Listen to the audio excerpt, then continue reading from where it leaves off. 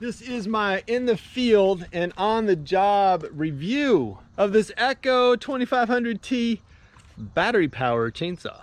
It's kind of one of the smaller saws, not as dinky as the 2511, the smallest Echo saw, but kind of in this range. Top handled small saw for climbing.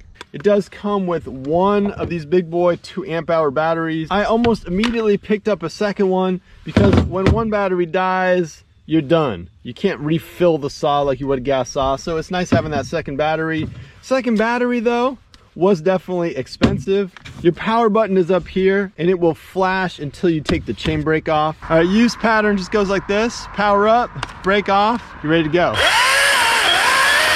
With the chain brake engaged, you can't do anything with the saw. It does have a secondary activation lever here. Otherwise, you just have the oil reservoir here. They introduced a new style of cap with this saw. This isn't really a lock. Sort of seems like one. It's more of a lever. Other than that, there's really only 2 other items of business on the saw. You do have an oil adjustment screw here so you can crank up your oiler, get more oil on the saw. And just like every other chainsaw, this is your bolt for opening it up and this is your tensioner for the chain. They've even got a set of micro dogs on this bad boy.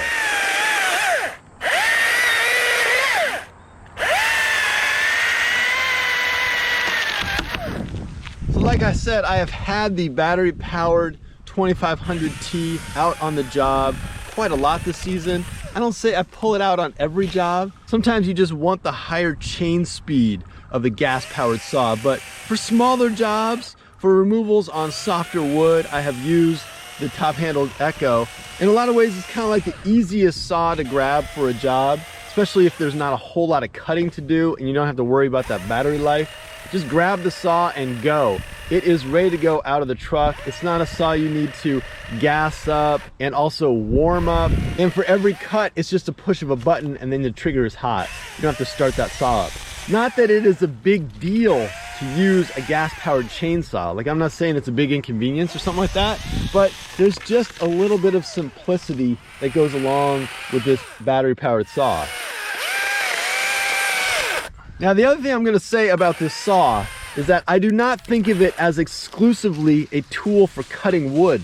Now that's a little bit weird. I mean, it's a chainsaw. You'd think it is all about cutting wood. But using this saw out on the job, working with different customers and different situations and stuff, I started to think about this chainsaw as kind of like a public relations tool, or almost like a marketing tool. So what I mean by that is that I've had a few customers, a few people I was working for, you know, climbing over their house or over their artist studio or whatever, working for people who seem to just kind of like not only the fact that the saw is quieter than a gas chainsaw, but they just kind of like the idea that the dude they hired is using an electric chainsaw.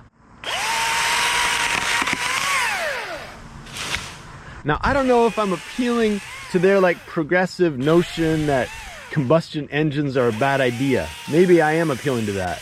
I also think there's something else going on where just the kind of newfangled technology, you know, like the Tesla inspired chainsaw just kind of gets them going, gets them thinking that they hired someone who's closer to the cutting edge of things than the regular dude who's just out there making noise with a gas chainsaw like everybody else. Now, with that said, the Echo 2500T is not the Tesla top of the line electric top handled chainsaw. I don't think anyone's gonna say that.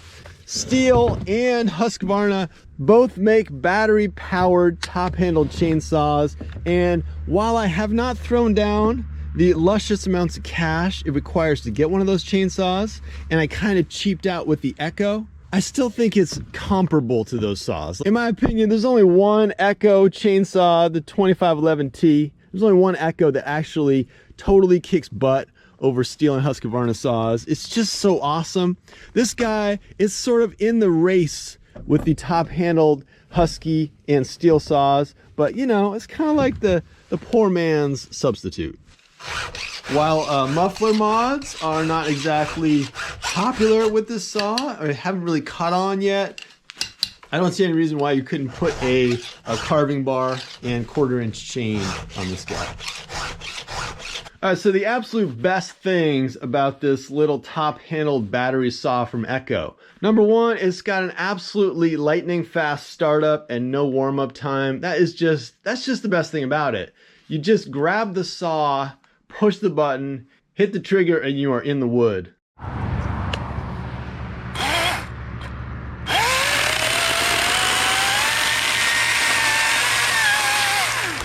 On smaller takedowns, the saw has not had any problem getting through the job on just one battery. The second battery has been key on bigger removals though. Without that second battery, you're either switching saws or coming back the next day. So far I've kind of been like hyping the saw, you know, describing it as pretty much in a positive way. And that's mainly because I like the saw. Even though I know it's not absolutely the best saw in my truck, I like the marketing aspect of the saw. Like, I feel like it's working well for my customers, and it's just easy. Like, while I like it, it's got a couple of weirdnesses, like some negative stuff that I just don't like about the saw. So number one, when you power the saw up, you get a green light, means you're ready to go. If you're flashing, you can't activate the saw. So basically you want it to be flashing whenever you power it up. But what's weird about that is that there's no audio information at all. There's no beep, there's no sound, nothing. That just means if I'm working and I hit that power button, I've got to look down to get that input. I need to look at the saw, see if it's flashing, or just intuitively know what's going on. So know my brake's engaged. Take the brake off. It's not like I need to look and see if I get the solid green, but the solid green is the only input, the only thing that has told me that the saw is live and ready to go. Now for me, and maybe this is just me, but having used gasser saws for so long, loud, barking, gassy saws, when I make my cut and then it goes quiet, there's something in me that kind of feels like the saw is off, like the saw is not gonna activate. Now at this point you can do two things. You can shut the saw off and it's done, or you can engage the brake and it's not going to activate. But once in a tree, I forgot to do that. I thought the saw was kind of off. I was in the middle of stuff. I did have the safety mechanism pushed here and something bumped my trigger. Just, I don't know what it was. Something bumped my trigger and it buzzed to life and it kind of freaked me out. I just wish this thing gave me like one beep when it was on and two when it was off or something like that. Even my GoPro does that. I would just like a little bit more feedback from the saw about when it's deadly and when it's safe. Now the other thing about the saw, and I'm just going to show you this thing happening in real life out there on the job. All right, coming down, and I guess I'll switch over to snap cuts just for a couple of these guys so you can see just the way the saw works. You know, with a snap cut you need kind of like that combo of power and speed. Speed only because you just don't want to be there doing it forever.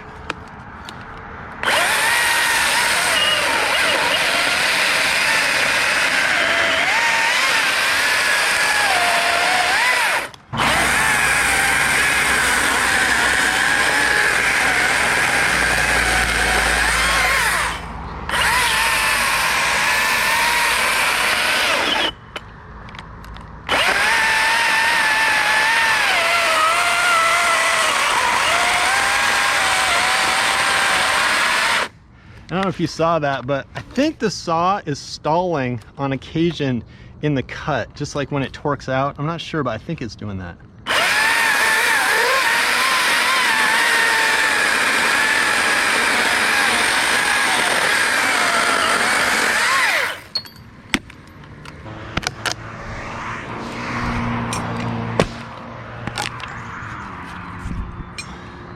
And let me try to show you what I mean on the stump. It's kind of like a small thing, but it's one of the things you just got to get used to with the saw.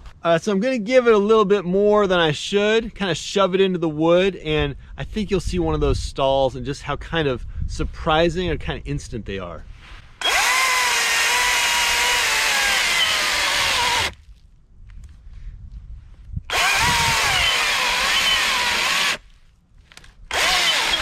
So it's not that the saw doesn't cut well. Like, I think it does cut well. It's just that with harder woods, or if you're forcing it a little bit too much, you know, you're getting a little bit greedy, it doesn't really like slow down so much as just die. So anyway, it might be a nitpicky thing. You just got to kind of get a feel for it to get your cuts really right. So the 2500T top-handled battery saw from Echo, I'm just gonna say that I've been pretty happy with it. I've been kind of surprised by how many times I actually grab the saw for a job. Like I show up and I just find myself going for the saw, maybe because it's easy, maybe because I have that weird thing in my head where I feel like it kind of makes some customers kind of happy to have me making a little less noise in the tree and using a battery powered saw. But there's also just things I enjoy about it. It is kind of nice to not have to warm up the saw before you get up in the tree and then every cut start it up. But with that said, it just doesn't rip like the 2511. The 2511 is a beautiful little saw. It's my favorite chainsaw. Echo just did not go wrong with that saw. This does not bump that baby out of bed. It's just kind of like an interesting battery powered alternative.